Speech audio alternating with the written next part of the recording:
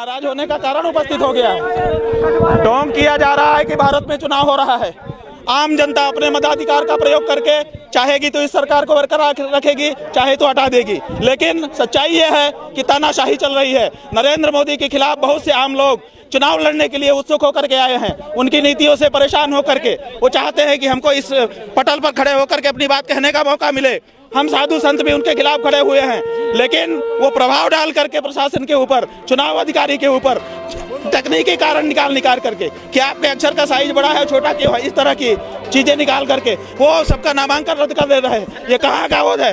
ये तानाशाही नहीं तो क्या है? श्री भगवान जी सनातन धर्मियों की ओर से, काशी वासियों की ओर से निर्दल प्रत्याशी थे। उनका पर्चा जबरदस्ती का कारण बना करके खारिज कर दिया गया है। ये लोकतंत्र की हत्या हो रही है।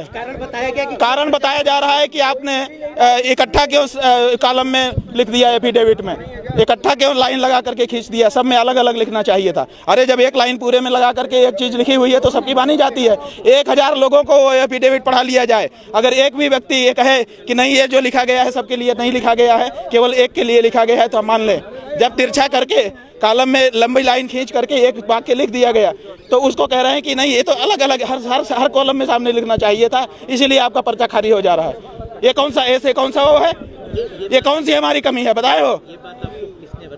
ये बात हमारे लॉयर ने बताया कि देखिए हमारी कोई गलती नहीं है, हमने पूरा पर्चा सही भरा है। उनके सामने भी जाकर के दे दिया गया है, दोबारा भी उन्होंने बुलाया, फोन करके जाकर के बता दिया गया है, तो उसके बावजूद हमारा पर्चा खारिज कर दे रहा है ये कागज निकाल करके। क्या आपके तकनीकी खामी है? ऐसा क्यों किया जा रहा है? भाई तानाशाही है। नहीं चाहते हैं कि हमारे सामने कोई लड़े, क्योंकि उनका बहुत बड़ा विरोध है। काशी में उन्होंने जिस तरह से मंदिरों को तोड़ा है, काशी में जिस तरह से गंगा के खिलाफ उन्होंने छल किया है, जिस तरह का काम कहा था वो नहीं कर पाए हैं।